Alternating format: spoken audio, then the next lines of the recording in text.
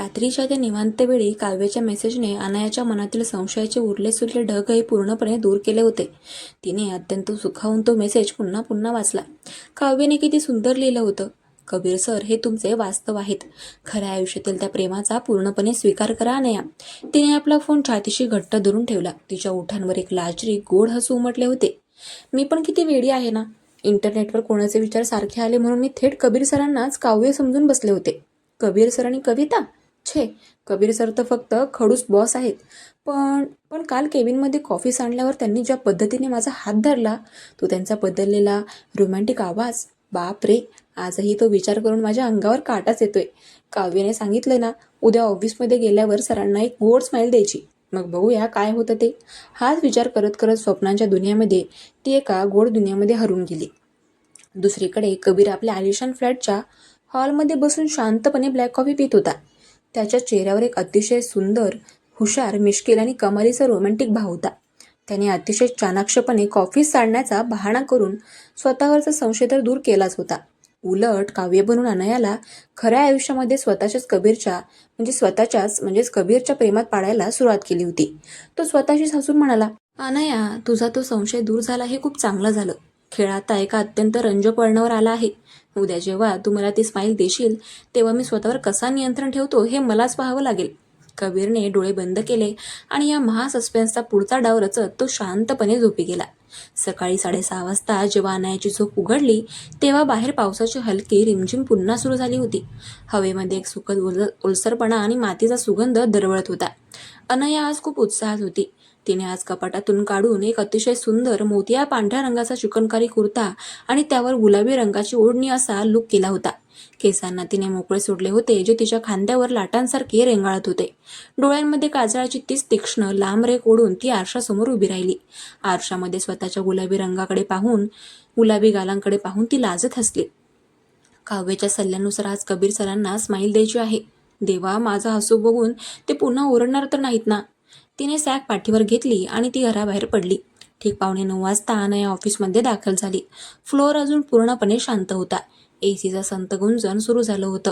अनयाने आपल्या डेस्कवर बॅग ठेवली, लॅपटॉप सुरू केला आणि ती कॉम्प्युटर स्क्रीनकडे पाहत विचार करू लागली. तेवढ्यात तिची मैत्रीण रिया तिथे आली.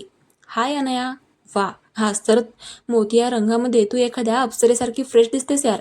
कालच्या त्या कॉफी प्रसंगानंतर आज चेहऱ्यावर खूपच वेगळी चमक आहे हं.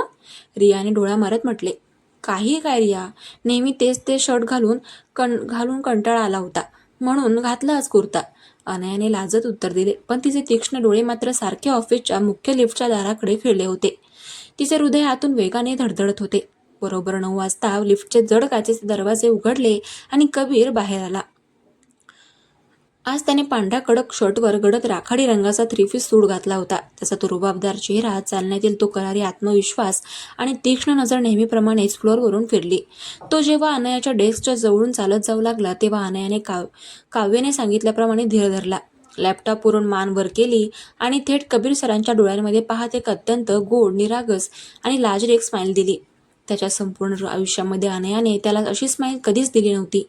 कबीरच्या चालणारे पाय एका क्षणासाठी तिथेच जमिनीला खिळले. त्याचा श्वास काही क्षणांसाठी रोखला गेला.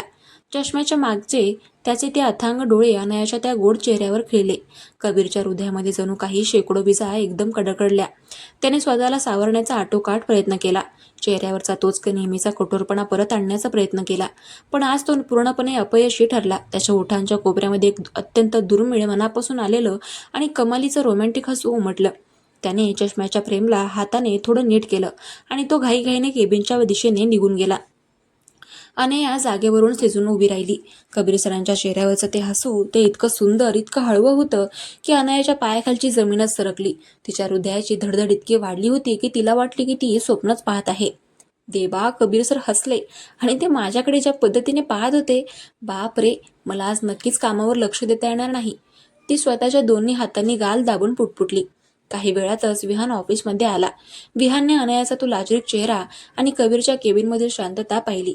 विहान सरळ अनयाच्या डेस्कपाशी गेला आणि टेबलवर हात ठेवून म्हणाला, गुड मॉर्निंग अनया.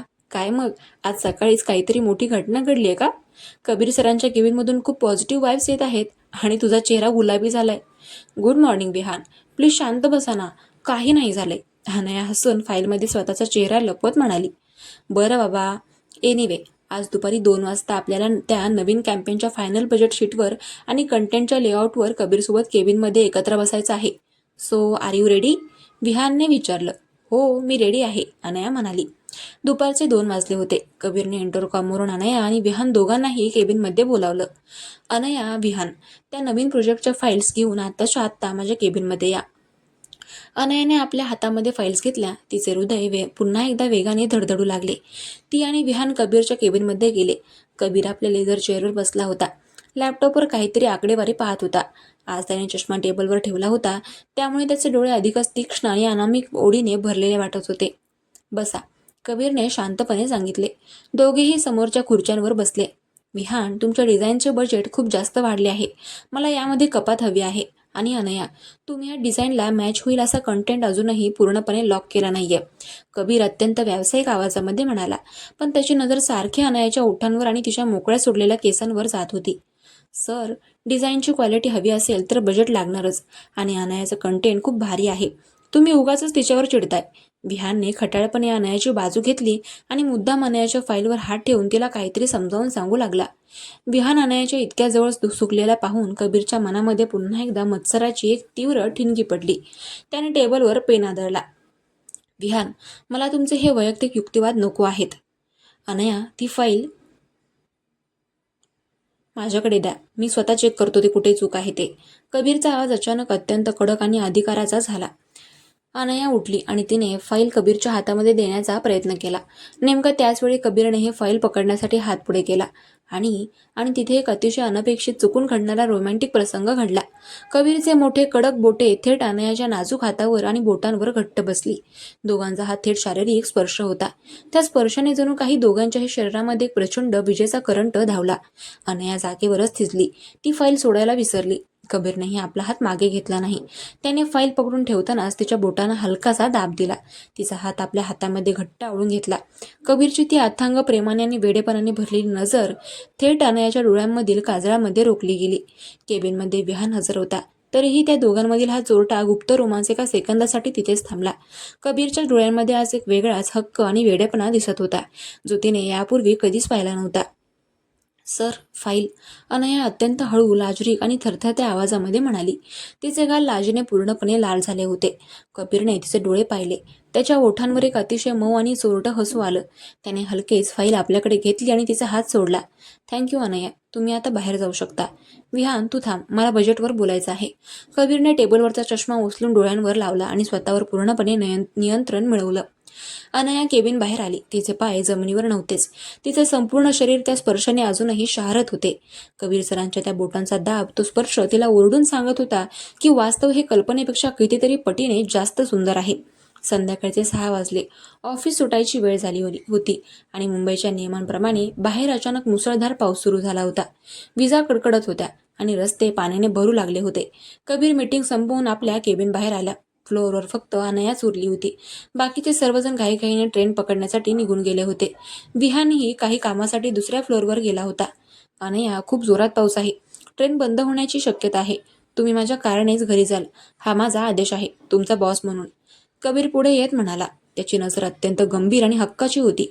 अनयाने त्याच्याकडे पाहिले. तिच्या मनामध्ये आता कोणताही राग नव्हता, फक्त आणि फक्त त्याबद्दलची ओढ होती. ठीक आहे सर, ती हसून म्हणाली. दोघेही लिफ्टमधून पार्किंगमध्ये आले आणि कारमध्ये बसले.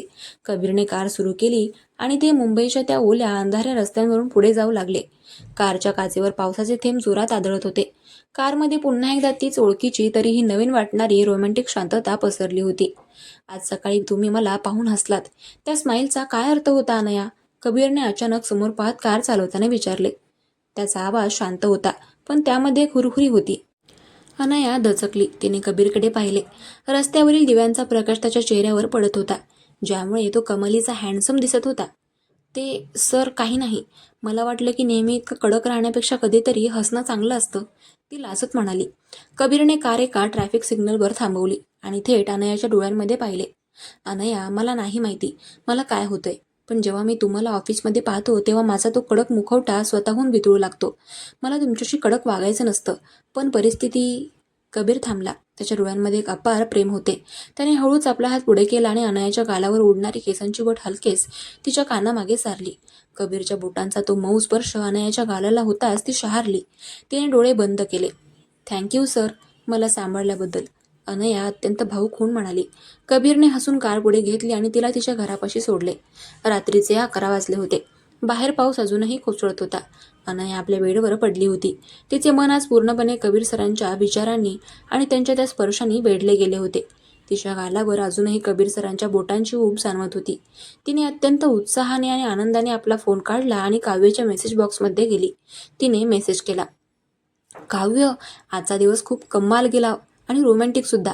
तुमच्या सल्ल्यानुसार मी आज सकाळी कबीर सरांना एक गोड स्माईल दिली आणि काव्य, ते माझ्याकडे पाहून खूप सुंदर हसले. दुपारी केबिनमध्ये फाईल देताना आमचे हात एकमेकांना स्पर्श झाले आणि त्यांनी मला बोटांवर त्यांचा हात घट्ट ठेवला. आणि सर्वात मोठी गोष्ट म्हणजे संध्याकाळी पावसामध्ये त्यांनी मला कारने घरी सोडलं आणि कारमध्ये त्यांनी स्वतःच्या हाताने माझ्या गालावरचे केस बाजूला केले. काव्य, त्यांचा तो स्पर्श, मी पूर्णपणे त्यांच्या प्रेमात पडले आहे. काव्य, तुमचे ते विचार आणि कबीर सरांचं वागणं जरी वेगळं असलं तरी खऱ्या आयुष्यातलं ही वास्तव मला खूप आनंद देते. थँक्यू सो मच काव्य. मेसेज सेंड करून तिने फोन छातीशी घट्ट लावला. दुसरीकडे कबीर आपल्या अनया स्पार्क्स फ्लॅटच्या सोफ्यावर बसून विचार करत होता. त्याच्या फोनवर अनयाचा मेसेज आला. कबीरने मेसेज वाचला आणि सोफ्यावर मान टाकून तो खूप खळखळून मिश्किलपणे हसला. त्याचा हा खेळ पूर्णपणे यशस्वी झाला होता. अनयाचा संशय दूर झाला होता आणि ती आता खऱ्या आयुष्यामध्ये त्याच्या प्रेमात पूर्णपणे वेढली गेली होती. सस्पेन्स अजूनही सुरक्षित होता. कबीरने काव्य बनून अत्यंत रोमॅन्टिक, खेळकर आणि सस्पेन्स वाढवणारा रिप्लाय टाईप केला. अनया, तुमच्या हृदयाची ती प्रचंड धडधड आज माझ्या शब्दांमध्ये जाणवते आहे. मला खूप आनंद झाला की कबीर सरांनी अखेर त्यांच्या बोटांचा स्पर्श तुमच्या गालाला दिला. खऱ्या आयुष्यातील त्या प्रेमाचा पूर्णपणे स्वीकार करा अनया. कबीर सरांच्या डोळ्यांमधील त्या अधिकाराला नाकारू नका. आता लपंडाव संपला आहे. उद्या ऑफिसमध्ये जाताना कबीर सरांच्या केबिनमध्ये एक नवीन वळण येणार आहे. कदाचित ते स्वतः तुम्हाला काहीतरी वेगळं सांगतील. मी तुमच्या उद्याच्या नवीन दिवसाची वाट पाहीन. मेसेज सेंड करून कबीरने फोन बाजूला ठेवला आणि डोळे बंद केले. खेळ आता एका अत्यंत मजेशीर आणि मधुर वळणावर आला होता. जिथे गोपी ते अजूनही सुरक्षित होती, पण मने मात्र पूर्णपणे एक झाली होती. पुढच्या भागात हा चोरटा रोमांस काय नवीन वळण घेणार हे पाहणे अधिकच रंजक ठरणार होते.